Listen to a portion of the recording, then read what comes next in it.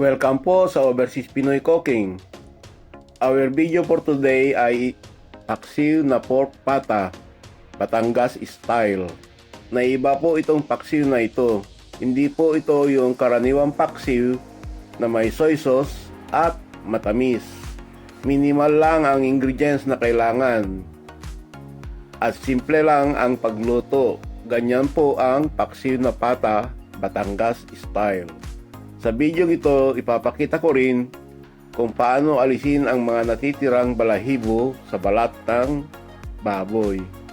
Ipapakita ko rin kung paano tanggalin ang mga scum at pork blood na lumulutang pag pinapakuluan ang pork. Kailangan malinis ang pork para hindi malansa. Ang aking version dito ay tama lang ng sabaw. Sa iba kasi, ang gusto ay maraming sabaw. Pwede rin naman, adjust lang ang templa. Masarap kasi sa paksiw ay may asim ng konti at medyo maalat. Pero bago tayo magluto, ay please subscribe po sa mga hindi pa nakasubscribe. Paki-like and share na rin po ang ating mga videos. Salamat!